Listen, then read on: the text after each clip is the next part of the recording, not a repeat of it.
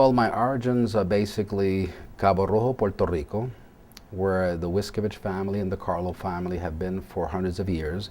My mother, my father, my grandfather were all born in Cabo Rojo, Puerto Rico, and the Wishcovitch name is known and sometimes confusing here.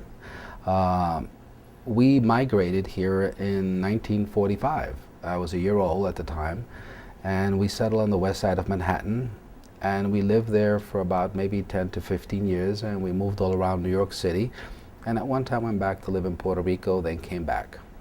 Upon coming back to Puerto Rico, I decided to join the armed forces. I joined the U.S. Navy.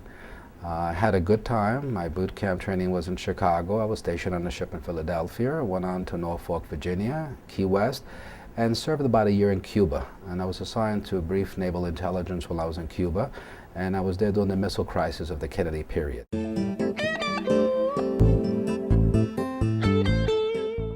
Upon returning to New York after getting out of the Navy, I thought it'd be interesting, since I had military training, and to become a New York City police officer, which in my time period, most of the shows on TV were Dragnet, Badge 373, or Sunset Boulevard, or Mannix, or the FBI. So a lot of us enjoyed the law enforcement entertainment, so I figured let's make it a reality. Unfortunately, when I went to, I think it was Duane Street at that time, to pick up an application, I was told to stand up against a wall. And I said, I haven't even done anything yet, I'm already being searched. But in reality, it wasn't that kind of standing. You had to be 6 feet tall to enter the New York City Police Department. I'm talking about 1967, 1966. You had to actually be 6 feet tall. Somewhat disappointed, after all, being an ex-Navy person, being told locally they had to be 6 feet to serve the city. They need to be 6 feet to serve my country, but nevertheless, you work within the system.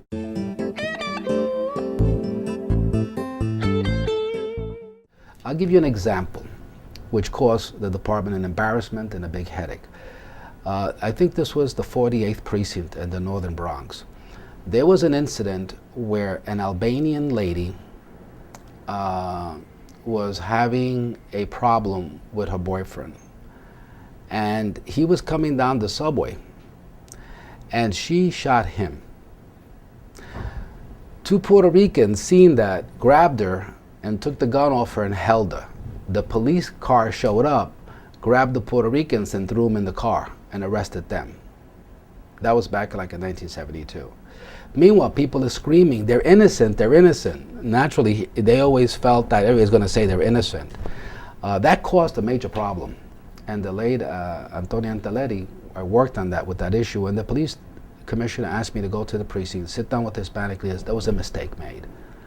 When they realized that, they came back, and the woman was still standing there. They arrested her, and there was an apology. But these guys got roughed up because, you know, if you're innocent and someone shoots somebody and you grab this person, and then they grab you and sort of throw you into a car, you're going to resist because your instincts of being innocent and being outraged was unbelievable. And one of the things that I didn't particularly like that time, and there was Inspector Miller, who worked for the commissioner that I worked for. After I worked a week in the community, to sort of say, like, we made a mistake, it happens. But why? You made a mistake because they look Hispanic, and there was a white woman holding a gun. They grabbed it, so obviously the cops, these guys had to kill the white people. That was the mentality of the police officer, which was a shame. And it happened. And what I felt uncomfortable about was, and I think the precinct captain was Captain Kavanaugh, if I'm not mistaken, and they had a community relations officer, an African-American at the precinct, and I went into the precinct for a week, toning down the rhetoric, toning down the anger, explaining that things happen. They were released, there's an apology given, you know, let's not take it further, it's just a mistake, you know, etc. Nobody was arrested, etc. But one of the things I found out, and to your question about the internalization of the police department and attitudes, and one of the things that provoked me to sue the police department was that after I worked the community for a week, when Inspector Miller came to the precinct to meet with Captain Kavanaugh, and he had the African-American community relations officer, they brought in the lieutenant, who was the supervisor of these two officers who had grabbed this Puerto Rican by mistake, or two Puerto Ricans by mistake. When we sat down to discuss what action, I was asked to leave the room. I resented that. very heavily. I resented that very heavily because the only reason I was told to leave that meeting was because I was a Puerto Rican. And I was assistant to the Commission on Hispanic Affairs. I worked in that community in the Bronx for a week to try to put things in order and cool issues. But when it came time to talk about something internal, I was asked to leave the room. I looked at the black officer and you could see his head down, shaking like, what's going on here? How could I be told to leave the room, for God's sakes? That caused me to really motivate me to sue the police department when that's why I had no fear. As soon as that incident took place, I felt very uncomfortable in my own unit because I knew the only reason I was asked to leave the room was I was Puerto Rican. If you're going to have an African-American man there and everything else, even Captain Kavanaugh, the captain of the precinct, because he was my captain when I was an administrative aide, and he knew as a union leader I was tough. When Inspector Miller asked me to wait, my boss asked me to wait outside.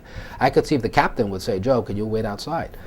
But when that happened, that was a turning point for me saying, wait a minute, this is an issue that you grabbed two guys or one guy by mistake, and now after a week of working on this, you're asking me to leave the room because you're going to talk about what's going to be done with these officers.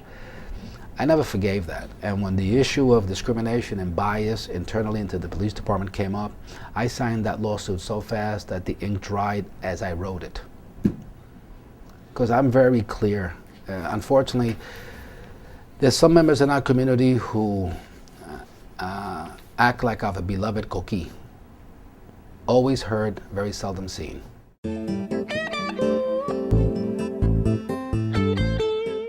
My highlight of my police career, really, there were some wonderful people, Inspector Dunn, Captain Moring, Captain Malloy, Lieutenant Resnick, Lieutenant DeVito, Commissioner Codd, Commissioner Ben Ward. You remember these people who, as a young officer, mentored you. But the thing is, I mentioned that John Lindsay lowered the height. I got in. My graduating class, the ceremony was held in front of City Hall. They put benches in front of City Hall. And my graduating class had the highest number of Hispanics in the history of the police department graduating from one class. Obviously, they had lowered the height. So then the assistant to the mayor, Amelia Betances, and the deputy press secretary, Carlota Maduro, encouraged the mayor, hey, you got the largest graduating Hispanic class in the history of the police department. Why don't we bring up the Hispanic officers to take a picture with you, Mr. Mayor, because you made it happen. So all of us were told, all Hispanic officers come up and stand on the steps behind the mayor. So I get up to walk. And as I'm walking up the steps, because Mr. John Lindsay, the Mayor Lindsay, was very tall, he was like 6'5". As I went up the steps, he looked at me. We have nameplates. Mine said Wishcovitch. So he looked at me and said, Officer, aren't you in the wrong crowd? And at that time, Amelia Betances and Betty Gomez and Carlota Maduro, women who supported me for years, turned to the mayor and said, Mr. Mayor, he's from Cabo Rojo, Puerto Rico. And at which time the mayor laughed, brought his hand out, and the first time I ever shook hands with a mayor, he said, Joe Wishcovitch, welcome to the police department. The same mayor, almost 2 years later, in City Hall, presented to me in 1973 the City Merit Award, where again he shook my hand and said, congratulations for the work you've done on behalf of New York City beyond the police department. A year from there, the first mayor to shake my hand and invite a police officer to his house for a cocktail, which Mayor John Lindsay, that nobody believed. I got a call while I was working in the Bronx with the gangs to come to Gracie Mansion for a meeting with the mayor and have a couple of drinks with him. Everybody thought it was a joke, but it was true. I went there, and after the conversation and the assignment he gave me, he brought his hand out and he said, congratulations, Detective Wishcovitch. And within 6 months, I was promoted to Detective Wishcovitch. And in my class of detectives, it was also Serpico, which I knew, and David Dirk, his partner who brought out the corruption situation of New York City. So in a very short time, I also was elected president of the Hispanic Society. So they lowered the height. I got in because of my argument about the height. I was given a merit award. I became detective. I was promoted, and I was elected president of the Hispanic Society in a very short time. All this happened within 3 years. I served approximately 10 years in the police department, and then I was recruited by Banco de Ponce, which at that time was the nation's largest Hispanic bank and the largest bank here in New York City that competed with Banco Popular. I was hired as assistant vice president of community and public relations, and I left after 13 years as a senior vice president of marketing and public relations and government affairs. Within that 13-year period, I pioneered Spanish-speaking advertising commercials on NBC, ABC, CBS, and Channel 11. And as a matter of fact, I had trouble getting him on NBC at one time, because when I met with the Bill Lucano, who was the general sales manager back then, after we purchased X amount of commercial, I told him that your audience would be pleased to see Spanish-speaking commercials. And he goes, wait a minute, these commercials are in Spanish? I said, yeah, why? He says, we can't go allow Spanish commercials on the air. And then I reminded him that Pele was doing commercials for American Express in Portuguese, and Oil of Olay had people speaking Italian and German for Oil of Olay. And then he remembered, and he went, oh my God, you're right, I'm so sorry. Let me give you 2 extra spots for the indiscretion. And we were the first one to put Spanish-speaking commercials, I think it was 1978, on local television. Later on, someone at Pepsi-Cola named Hernand Gonzalez put them nationally. But I was the first one to do it locally.